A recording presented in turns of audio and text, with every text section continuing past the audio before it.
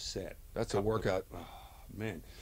There was no such thing as a master. For those who don't know, a master fight is meaning if we did a movie here, as you know, right, you'd work out the whole fight, you'd shoot the whole thing from start to finish, whether you messed up in the middle or not. Then you'd go in and do all your coverage, your insert shots, right, and everything. Right. They didn't do that in Hong Kong. They would work out the first, say, 4 or 5 moves, do those, and then sit down, work out the next few, and that's how you put the fight together. Whatever time it was that night, they would go into the editing room, they'd have a look, and that's how they decided where they wanted the fight to go, how long they wanted it to be. Yeah. So interestingly, it wasn't constrained. They were very free to take it in any direction they wanted to go, rather than what we would do, be locked into a master scene. So it was interesting, and the only hard part, well, not the only hard part, aside from the hours, you really rehearsed on camera. The favorite thing, and I was training with Benny Okita, Benny the Jet, sure, the other Benny. day, and we were talking about being in Hong Kong, and the one thing we always remember was, okay, one more, yeah, one more, or more power, and I'm like, hey, yeah, because you do 30 plus takes and you're dead every setup, and you're dying, yeah. you know. But that was the biggest difference. Now working on Condemned was where was that shot? That wasn't shot here. All in Australia, Queensland. Okay. Well, that fight's different too. Yeah. Well, the director in that film, he said to me, anything you've seen Chuck Norris or Jackie Chan or whatever do, I don't want it. He didn't want any movement to be flamboyant or for the entertainment aspect, right, even though it's still a movie. He wanted the street fight. He wanted it rough and ready and streety. And, you know, as you would have liked too, you know, I had a chance to put a bit of Brazilian Jiu-Jitsu or MMA type stuff in there. Right.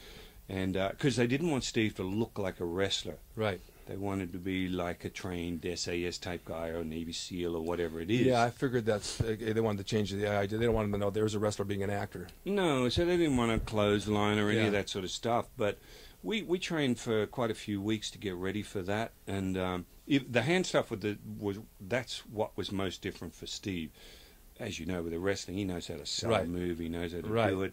Right. That's what he's great at. But the punching was a different thing. So I wanted to develop a whole different kind of punching style and make him believable. Like the opening scene, to underplay, you know, what he was doing, rather than a whole lot of moves like in Hong Kong. It was one shot to the throat and boom, a big elbow, and the guy drops. And that was supposed to set, oh, okay, minimalist. But when he did something, it was for an incredible effect.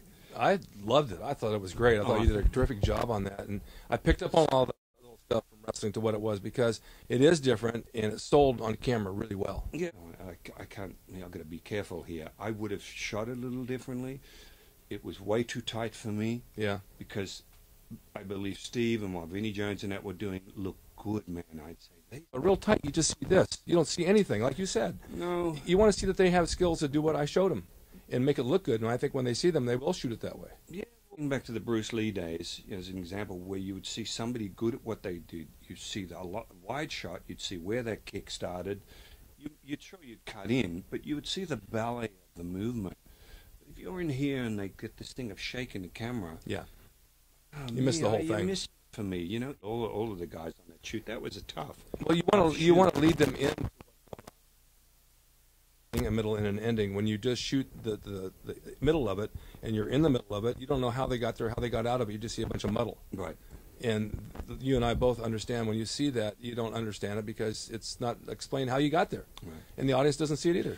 No, and that's the important thing is it got to be where you have drama, the drama stops and then you have a fight scene.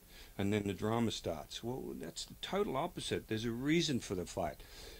Are you scared? Do you think you can beat this person? Right. Do you think you're going to get beaten? Is it because he just knocked your mother over? Right. There's so many emotions that need to continue from that drama and be played out in the fight scene. Exactly. They're not all just, let's go for it. Some of them are easy, some of them are tough. And I think that's very important to put that in the choreography. That was really well put. Thank you. I'm going to remember that. I'm going to use that. I like that. Stay tuned for Rick's Corner next time when we bring someone else new to you.